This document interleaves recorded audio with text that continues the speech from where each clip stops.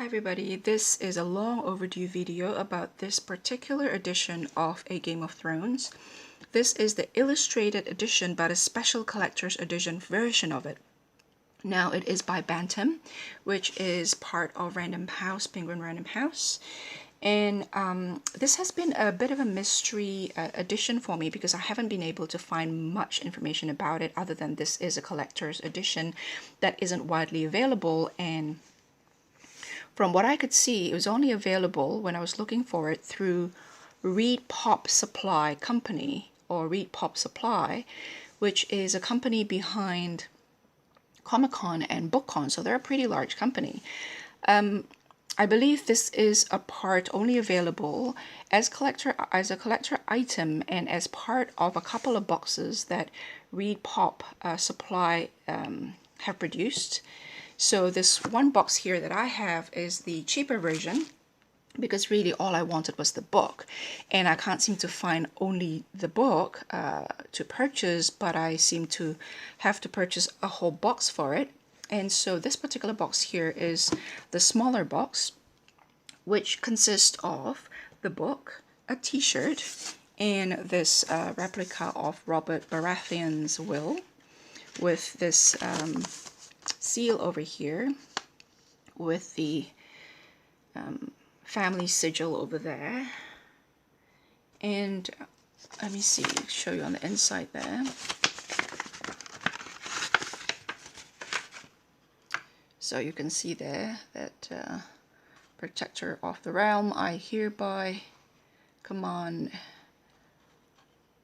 Edward, House of Stark, Lord of Winterfell, and Hand of the King, to serve as Lord Regent and Protector of the Realm upon my death, etc., etc.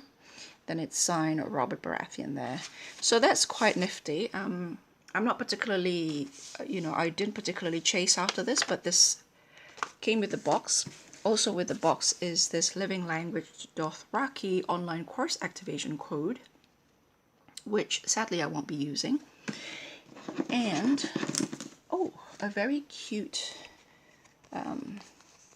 sticker here of a cartoon version of George R.R. Martin himself. So that's what comes with the book, and I'll show you the t-shirt.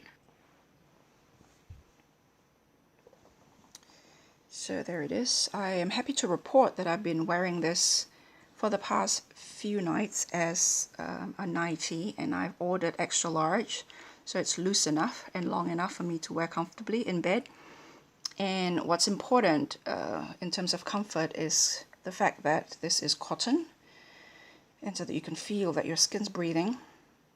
And so it has a map with all the family coat of arms there scattered throughout the map in accordance to their land over which they rule, over which each of them rules. So that's that. And at the back is there is the Game of Thrones on the back, just under the neck there. So yeah, so that's what you get with the box. So let me quickly show you the box. The box looked like so. So it has one of the illustrations that's in the book, in the illustrated edition of the book. And you can see the throne here is so much larger, so much more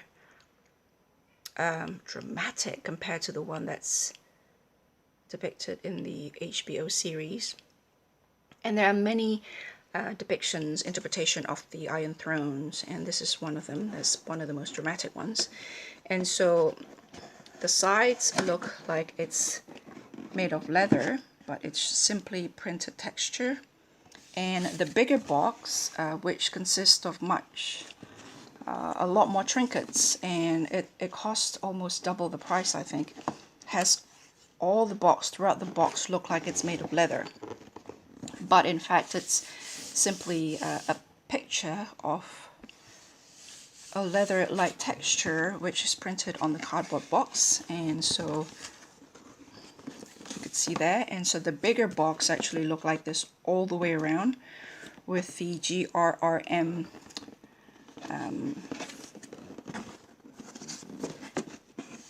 letters at the front is very, very elegant, very, very elegant indeed. But I didn't really need a statue of Daenerys, etc., and the rest of it. So there is this particular monogram here. I'm not quite sure if you can call that a monogram, but over here. So it's very, very elegant. Now, so that's the box. So now I will move the box and we'll focus on the book. Right, so let's take a look at the book. Now the book here is, as I mentioned, is the illustrated edition. And this is made of imitation leather. It's very obvious upon touching and upon looking that it is not. But it's very elegantly designed, and overall I really like it, otherwise I would not have hunted it down. Gold gilding ribbon here. However, there's a few buts. So I'm just going to let you see the look of it from the outside. The illustrated edition itself, the hardback edition, the second book is currently out, has the same exact design, but with one exception. It has a banner across the middle at the front, all the way along the spine and all the way on the back. And to be honest with you, I didn't think it looked very attractive. In fact, it looked slightly awkward. And it made me wonder if this particular design is available elsewhere, separate from Read Pop Supply boxes, or whether they're only available exclusively through Read Pop and through the boxes, and how many such collectors edition of the illustrated version of this book is available, because I saw another picture of something like this but with a different color. So look a bit darker, and the sword stood out really. So I'm going to go through quickly the illustration on the inside and what I like about the book and what I don't like about the book. But just really quickly, I want to show you how they look like. So that's how they look like in hardback. And this one here, A Clash of Kings, is available on pre-order already. And so my question is whether this version of that is going to be available for Clash of Kings as well. So one would imagine an all dark blue navy, or whatever that color is. It might be black, but it looks navy blue to me, with gold, exactly this in gold.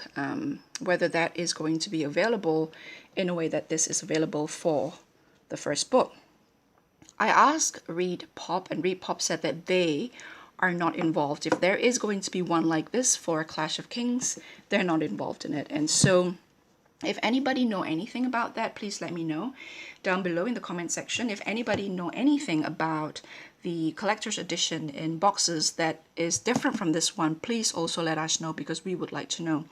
So now we are going to the book. I really like this book, but with some caveats. So there's the map here, and then there is a map over there as well, as you can see. The south, the north, and then this is the north and the south as well. And then we have these black and white illustrations at the beginning of every chapter, and then there is the colored version presented like so.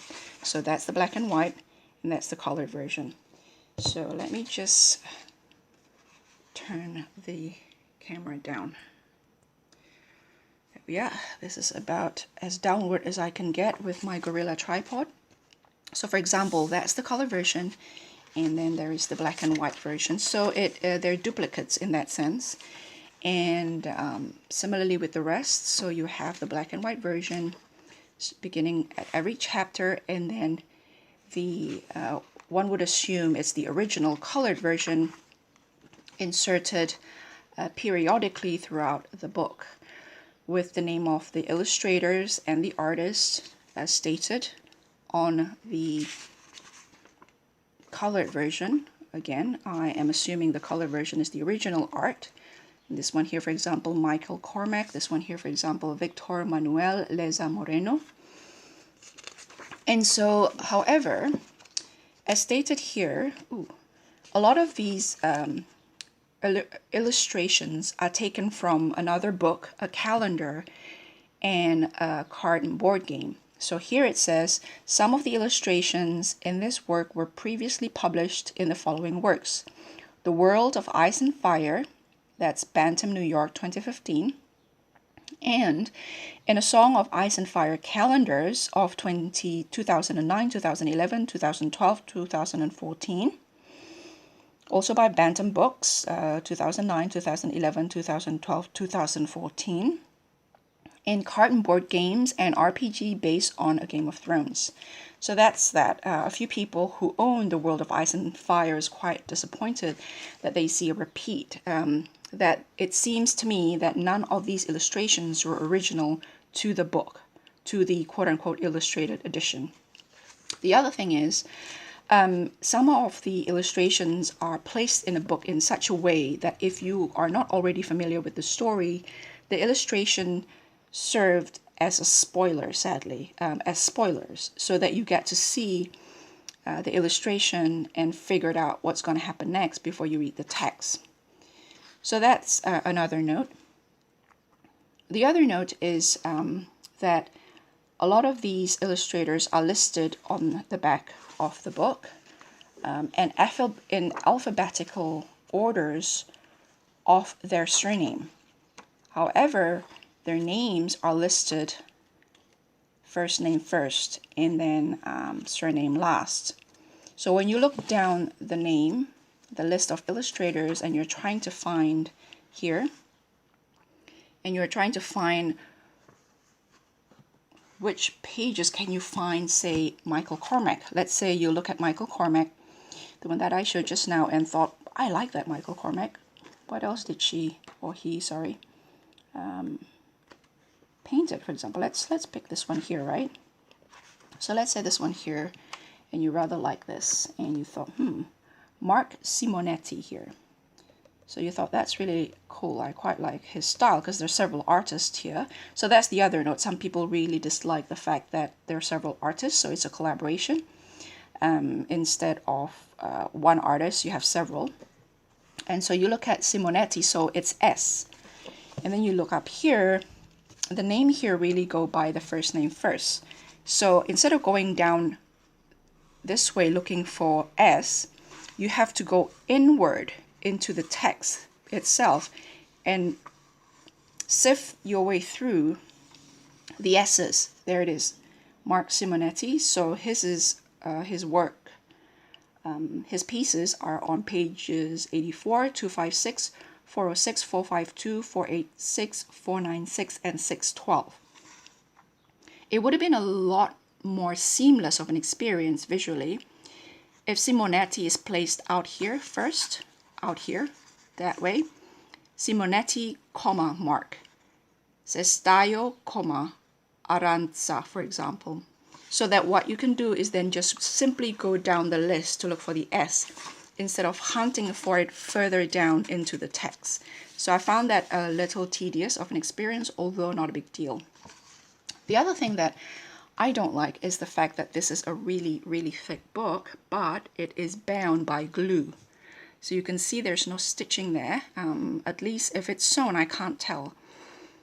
Sewn binding is usually bind in a what they call a Smith sewn binding, so that each signature or each bunch is stitched, and then each of them stitched together, and then each of them then in turn stitch along with each other.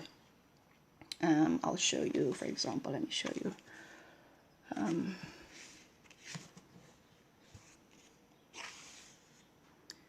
So let me show you a stitch one, how a stitch one look like.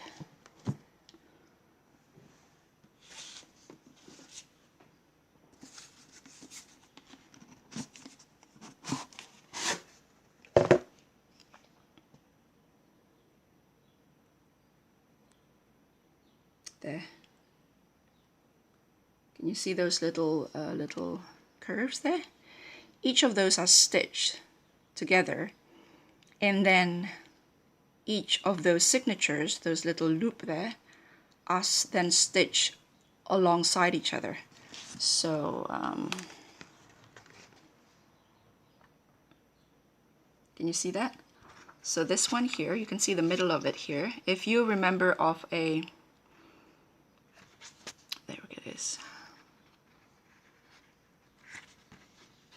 It's like a lot of little booklets stitched together. So you see here, this is one booklet. You see with the center in the middle. That's called a signature. And yeah, let me focus. There it is.